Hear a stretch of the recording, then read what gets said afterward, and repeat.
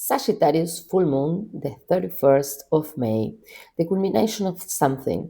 Something is ending, something is going to be illuminated, and we are going to see how the world begins in this new atmosphere of sequence of informations and things that are the truth, are not the truth, what the politicians are saying, and what the people are feeling, and what is the reality of everything that we are seeing and living in this moment in time in the world.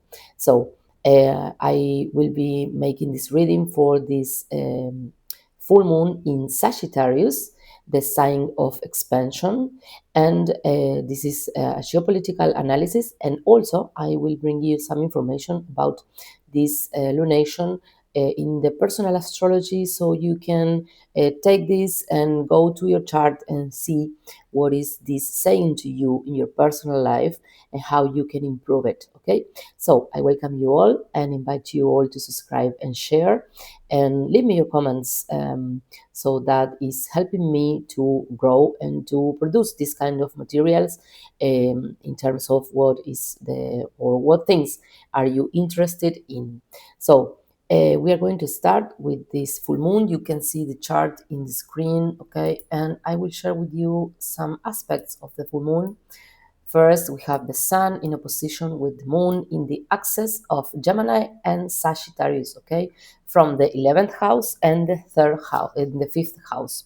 We have also Mars in Toro in the middle sky in the 10th house, where the politicians are.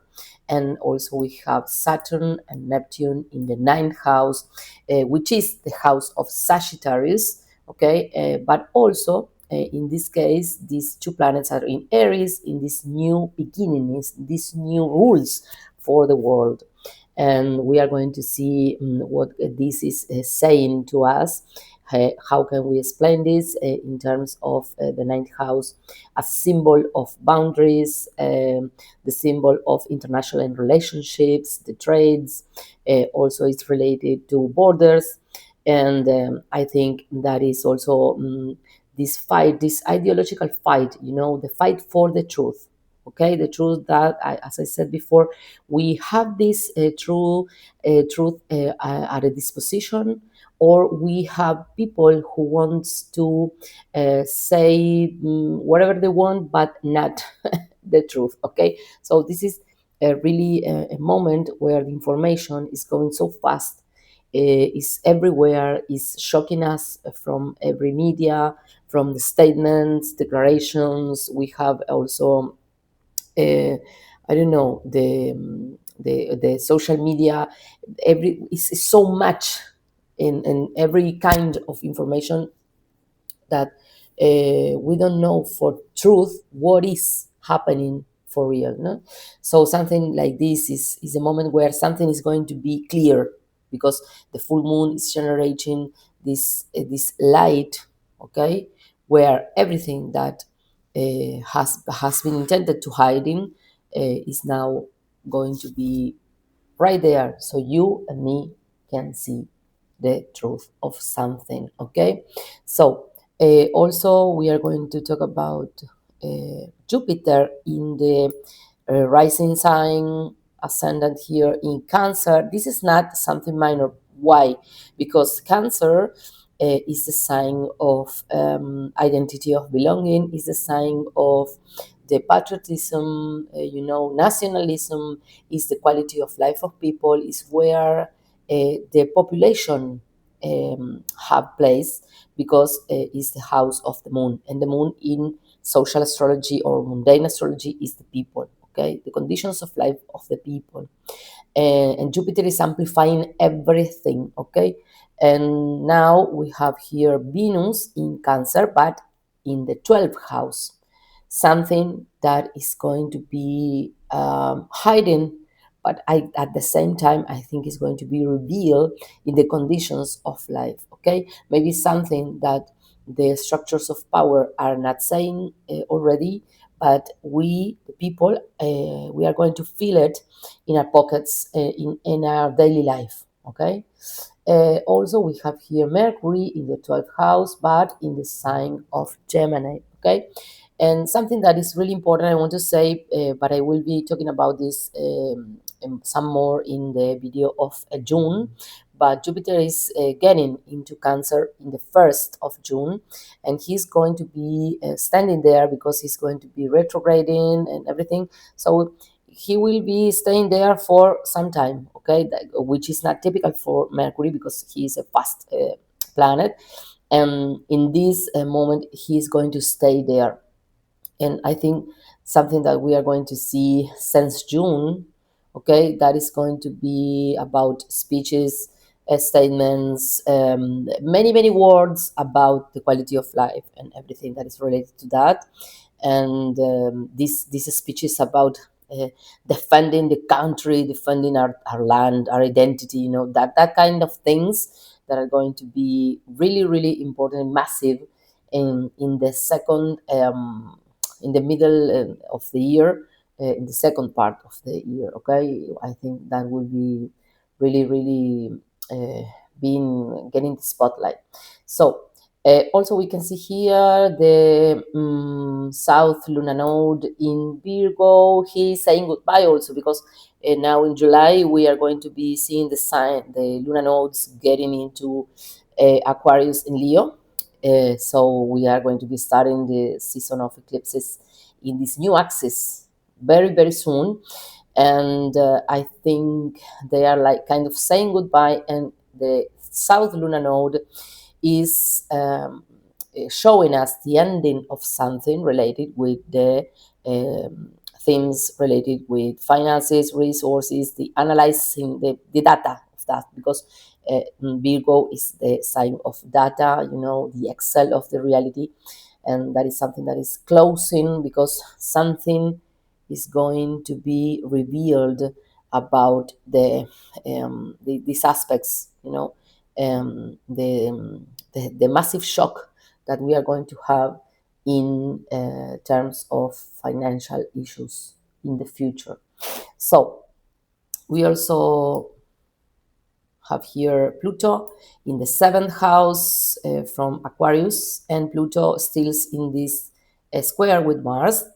We can see a lot of squares here. Pluto with Mars is kind of the worst because it's two planets with so much energy, so powerful. So this is the confrontation, tension.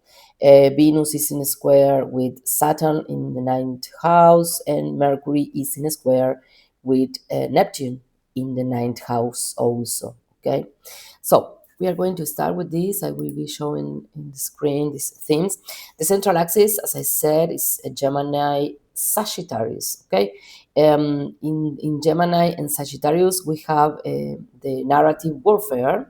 Gemini fragments, multiplies versions of things, and Sagittarius needs a single truth. Okay, Sagittarius is the sign of the truth.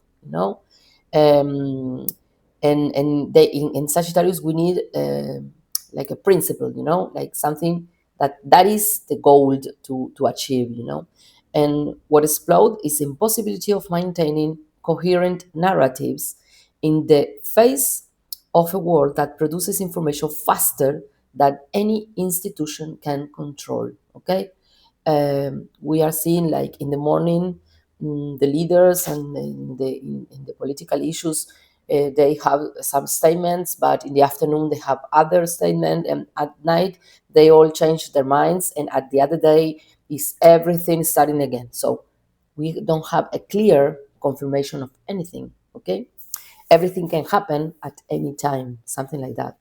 Also, we have here the sun in the 11th house, that is a house of movements, groups of people. Yes, also is the house of the Congress, the Senates. Okay, so with Uranus there, I think we are going to be seeing a lot of ruptures of alliances in these aspects. Okay.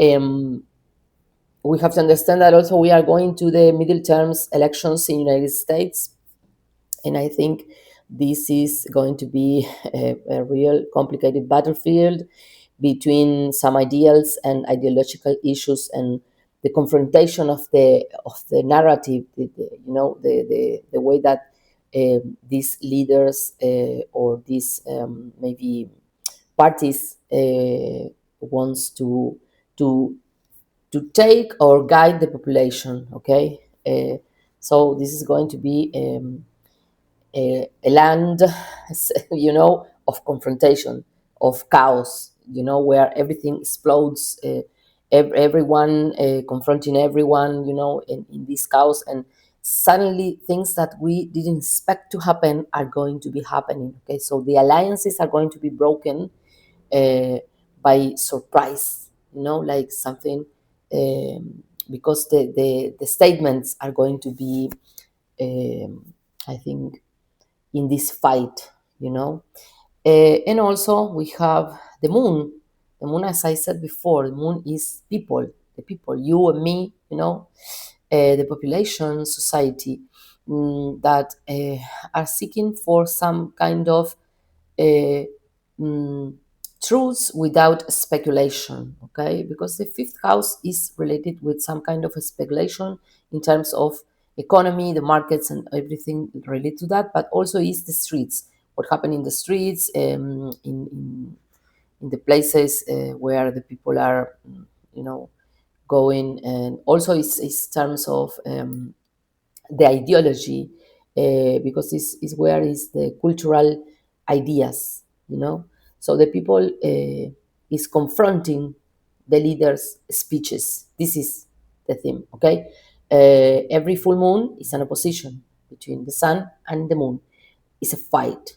Okay, and what gets illuminated it is the Sagittarius side, where the people is seeking for some truth, some explanation, some kind of guidance for real in everything that is happening around the world, with everything that we know is going on right now. Okay, so Jupiter, okay, which is the ruler of this lunation, okay, because Jupiter is the ruler of Sagittarius, is in the ascendant, okay, is guiding this chart, is the personality of the chart. Again, the Jupiter symbolism is borders, the law, justice, faith, also ideology, philosophy. You know, also is talking about this kind of the relationships between nations and countries and international commercial relationships. Also, uh, also the mondial organizations, okay, that are in the big crisis right now of credibility. This is the theme, I think, that the leaders are losing credibility. This organizations, as we know, like, I don't know, the bigger organizations that rules sometimes things of the world are losing credibility in front of the people. Okay, because they are saying something and the people can access to another information. So every time everything is put in like in a vector of doubt, like it's kind of like the leaders say something and suddenly someone can put some video or some proof, like this is not the truth.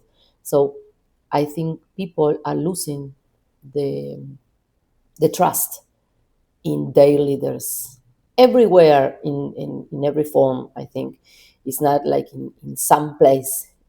I think it's everywhere. Okay. um as I said before, Jupiter amplifies everything. I always like to say, like, Jupiter is a benefactor, okay? It's a planet that brings good things. But in mundane astrology, which is the old astrology, is not so romantic, okay? Because we have to see which relationships should Jupiter has with what, okay? In this case, Jupiter isn't with an aspect, but is leading the identity of this lunation. Okay, so everything that is happening in this moment and for the next 6 months, this light that will be illuminating everything, I think is getting more important, much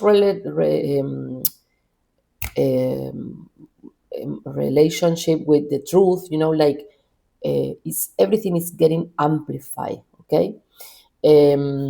So can also be an exaggeration, yes, also. But I think that is something that the leaders are going to be taking advantage of, because if they want to have they want to make some decisions that maybe are impossible to explain to the people, they are going to be exaggerating the circumstances so they can, I don't know, take decisions and saying like, this is necessary for us and for a nation right now, like these kind of speeches.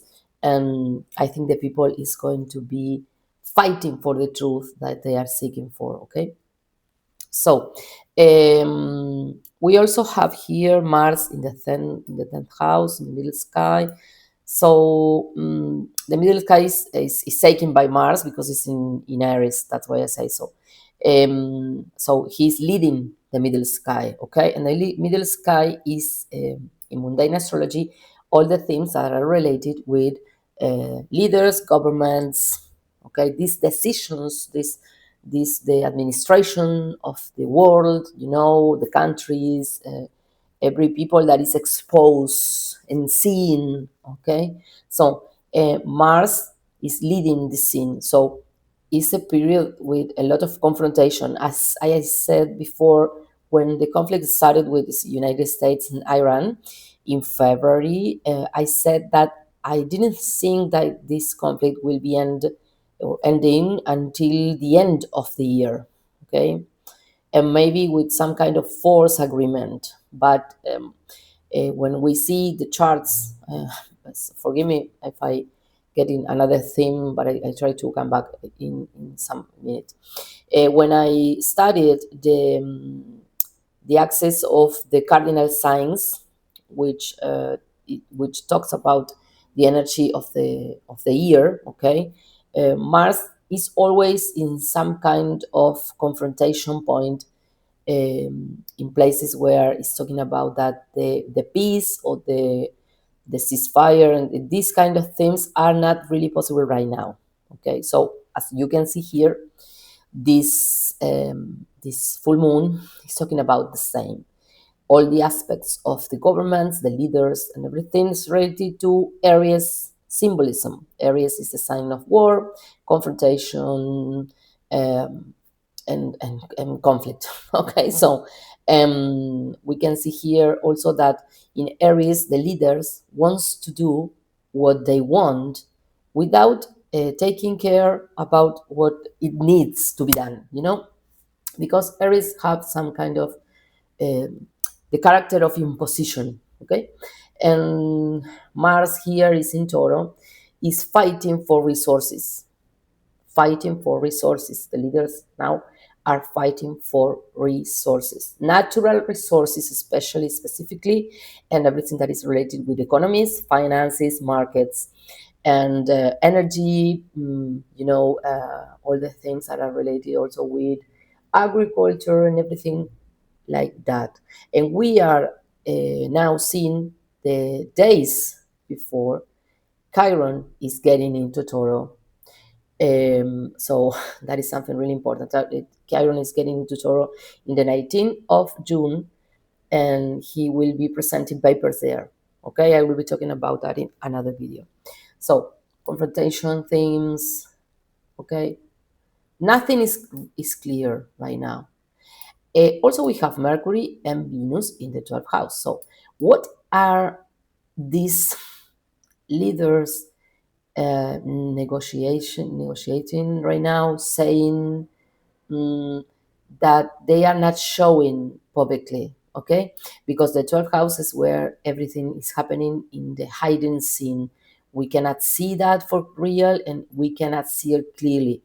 Also, the 12th house is the misery revealed. So paying attention with that, because something about commercial relationships, and also the quality of life in Cancer and the moon. The quality of life for people, okay, for you and for me, is getting really complicated everywhere, and something is getting here. Is something they are speaking about.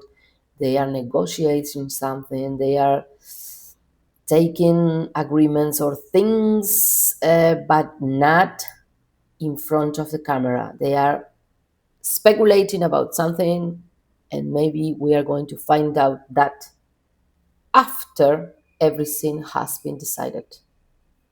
Remember that phrase, because you are going to be remembering me.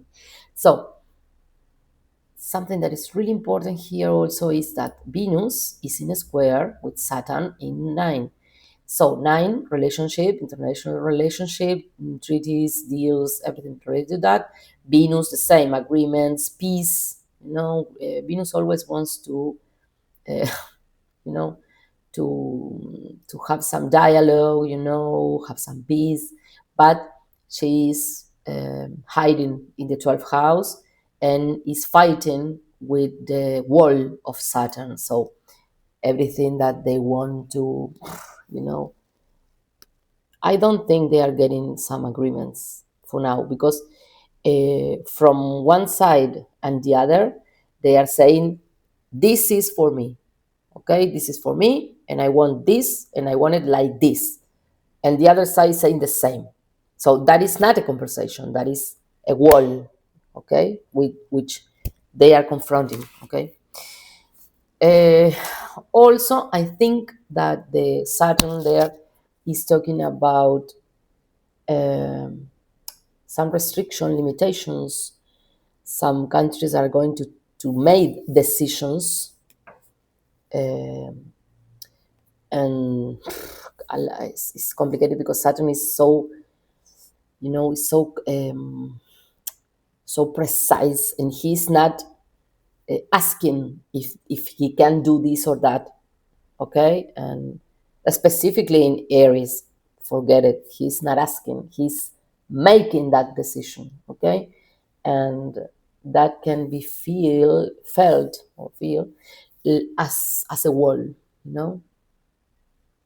so also we can see here Mercury in Gemini.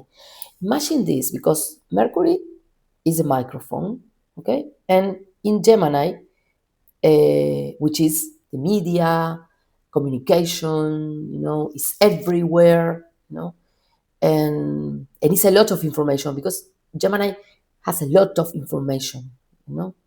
And I think here Mercury in the 12th house is that they want to control the narrative, to generate some kind of expectation. And this is fighting with what? With Neptune. Neptune is the cloud, it's something we cannot see clearly, but also is something that is diluted. I think something here between these relationships is these international forces, these leaders, and these international agreements and groups and everything. They are having a real big crisis of information and of credibility, and I think they are like falling from the sky, like something is losing power, and is losing the capability of manipulating people, because anyone is believing them, okay. This is interesting to see. So also I said here this Pluto in the 7th house. This is interesting. Why? Because the 7th house is the house of the enemy who is declared. And now we are seeing that everywhere the enemies are saying out loud um, the places that they are taking in this conflict intention moment. And here also are the agreements in between countries, um, and the alliances. And Pluto is destroying everything. It's showing that the system, the old system of alliances, um, are being destroyed. And I think it's being destroyed from the inside. Like something is in a big crash, in a big rupture, and this is, and the world as we know it is not coming back. Is not coming back. Okay, we are going to see the new table, the new, this this game table, and how they are going to be distributing the power, who has the resources, who can have it, who cannot, uh, who have the decisions about that, who is deciding, who can access to some things and others not, who is defining the new rules of the world.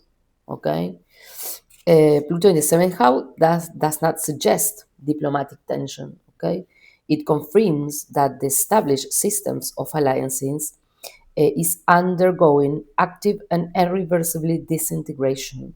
The structures that have organized the world in recent decades are not being challenged, they are being replaced. This is big. This is so big. And also, we have to understand that Pluto is retrograding. So, is also something about reviewing alliances, like this is something that really is good for us or not. And I think the leaders who are focused only in finances, resources, all these themes that I said before in Toro, they are seeing which is the best alliance for me now. Okay, not which is the best maybe for the good, which is the best because this will bring me the more extended results. Okay, so as you can see, this is a game, a conflicted game, and the world is getting in a phase where we need the truth, but the truth is being manipulated, and now the people is losing faith, credibility in the leaders and the speeches, statements, and everything like that. Is losing, the people is losing the trust in the institutions, the state. This is not something soft, okay? And we are going to see masses, movements of masses getting in the confrontation with the governments, okay? Because Uranus is generating the revolution, okay? And the 11th house is a house where the groups of peoples are moving, okay? So it's not something soft. Well, we are going to see now some aspects of the full moon, but for you in your personal life and how you can take advantage of this, okay? Um, so, a full moon, we have to understand, as I said before, that is a point where something is revealed, okay? For you, for me, for every one of us.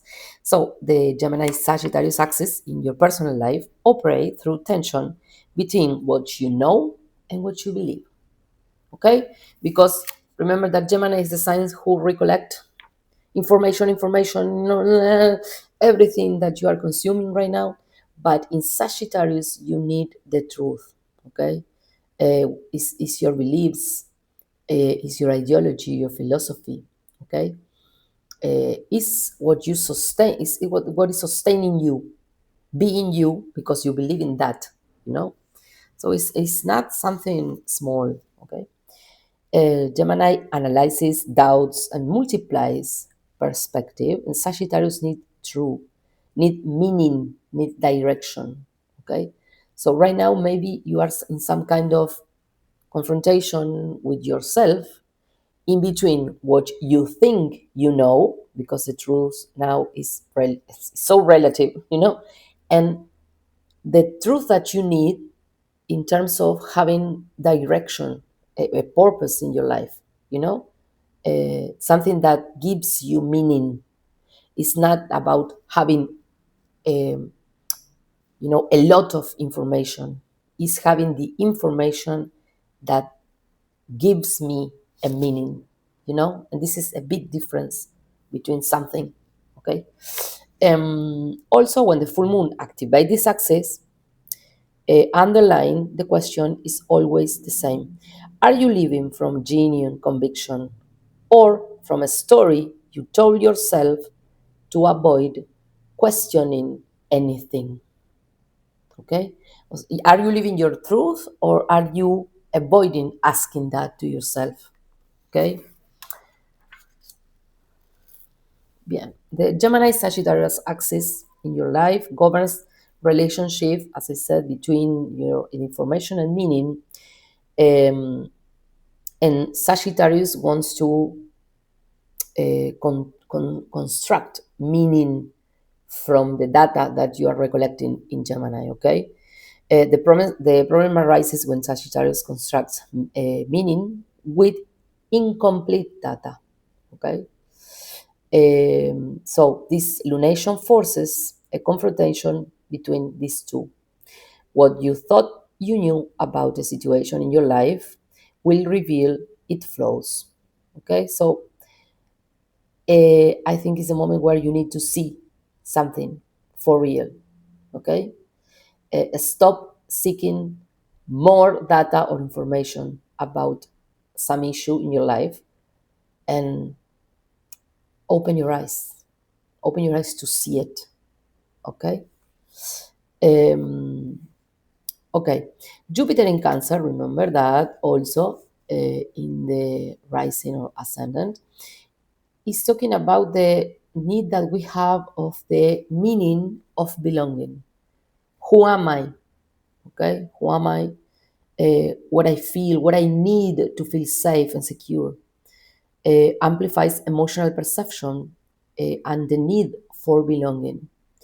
On a personal level, this means that whatever this lunation touches in your life will be significant and will be magnified. Be careful here with what? With exaggerating things, okay? Because it's such a moment of profound emotions, and with Jupiter there, maybe we are exaggerating everything, like everything is so deep and so profound that maybe it's not. I don't mean like it's not important, okay? But sometimes um, we like to, like getting our hands in the water until they are getting so screechy. And maybe we don't need to get to that point. Maybe we can say, okay, I see this, I feel it, but I will be making some decision. I will be doing something with it. I am not going to be, okay, again and again with this that I feel, and getting, making this so big. Okay. So emotions will be more intense than usual. The need for security, home, connection, and roots will be more pronounced.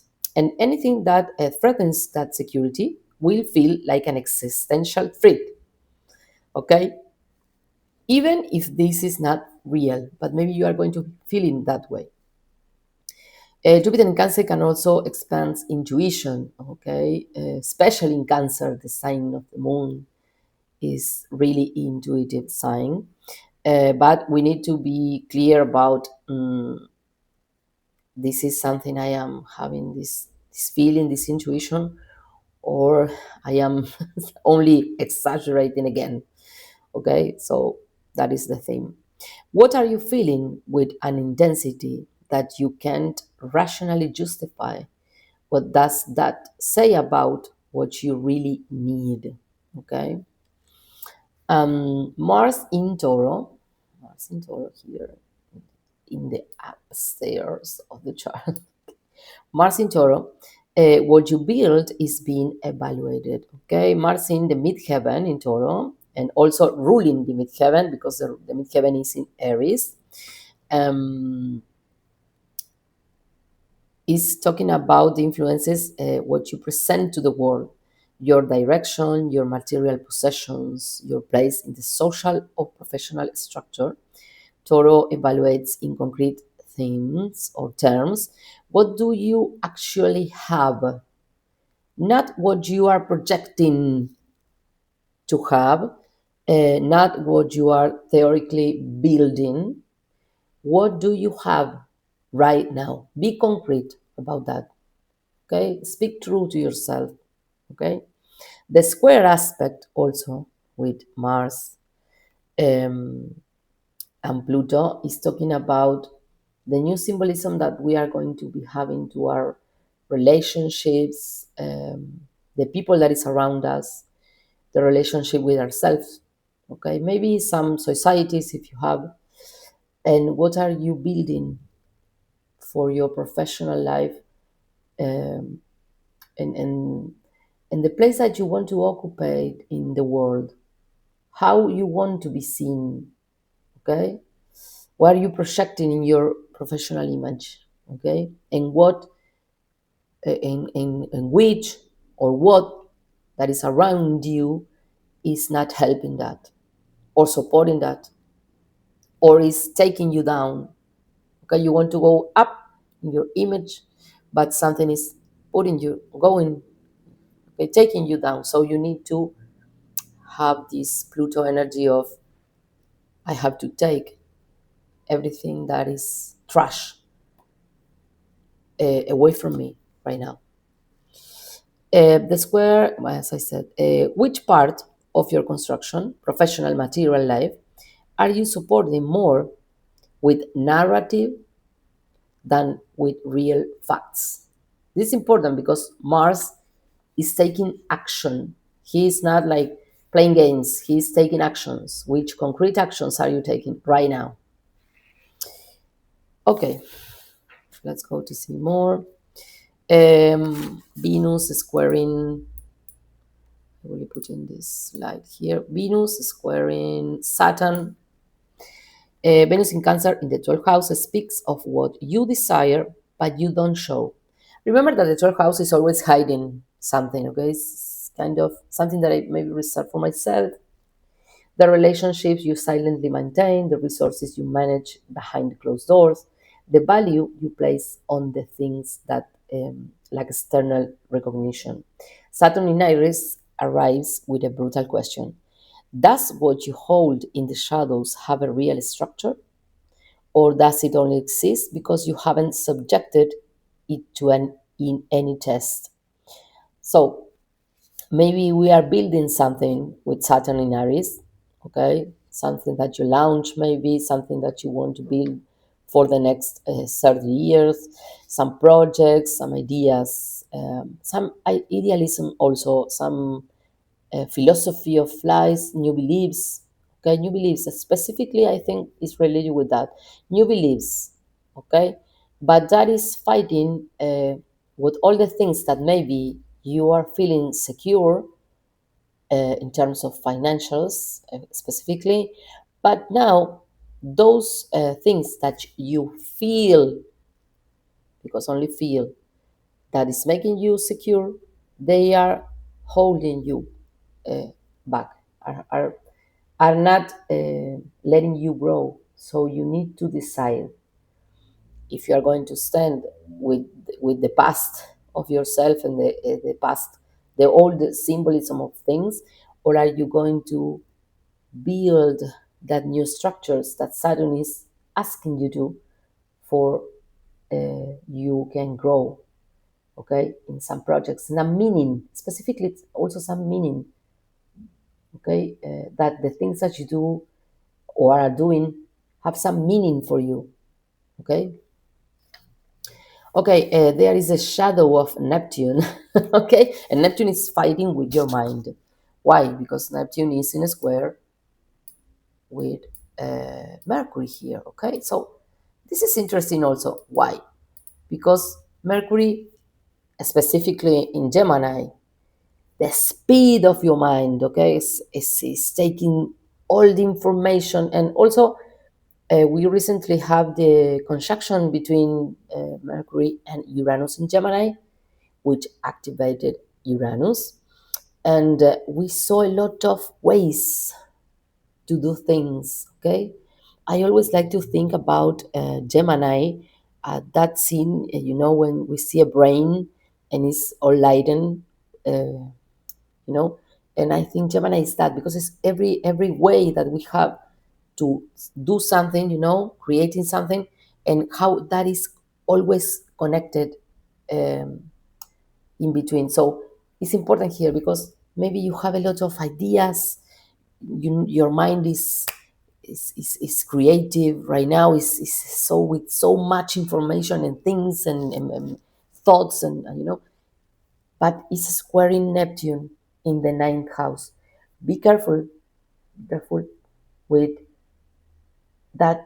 A lot of information that make you stay in the shadow, in the cloud, because Neptune is everything that I am imagining. Like, it's happening only in my head. It's happening in my imaginary world. And here something is important. If you want to manifest something, you first have to imagine it. Okay, so that is a law. Okay, if I can imagine myself doing something in some places or whatever, um, specifically if you are a fan of Neville Goddard, why why highly recommend you. But first, everything happens in my head. Okay, but Neptune tends to stay in the mind. Okay, and I need to imagine something, to have these ideal things that in my, okay, cognitive space. But I need to, the second part, the second thing that I have to do is do something about it. Okay, because if I am only saying that I want this, I want to imagine the scene, and everything, but I stay like in my chair, I don't move, anything is going to be happening. So Neptune sometimes have that conflict of being only in the imagination, and in Aries, Neptune needs action related to Mars, concrete action.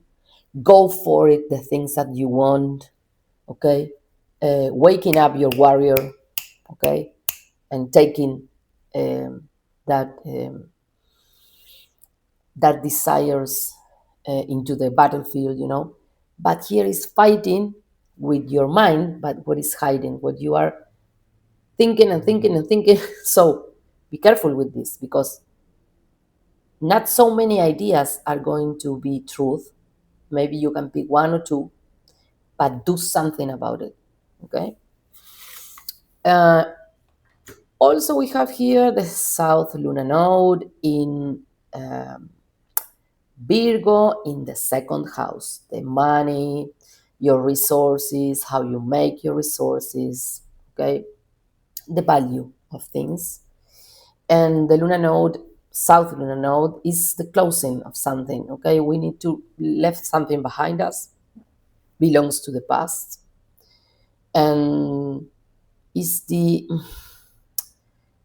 I think we need to review, have some review of the way that we are making money, how we are having this relationship with money, and the symbolism of money in terms of our value.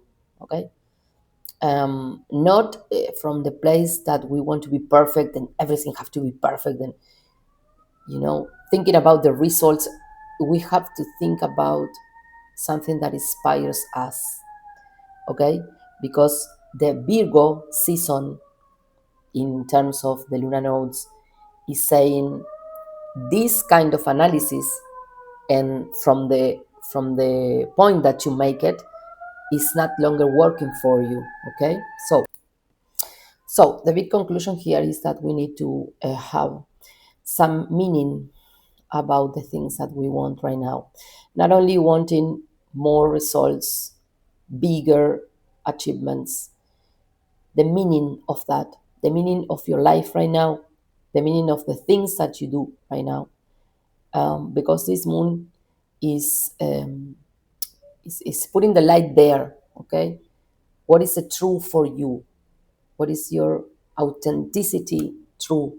Because the moon is in the fifth house, and the fifth house is the way, is where we are authentic. We are like kids playing. We are, you know, with this creativity, without speculating about the results. And I think this is a moment where we are building something new in this new world, with new rules, and we have to ask ourselves: this is giving my life a meaning, or this is more acting, more seeking for perfection, more, you know, like, because the things that are giving you meaning for real are those who are going to be generating some impact in others and in your results in a long term.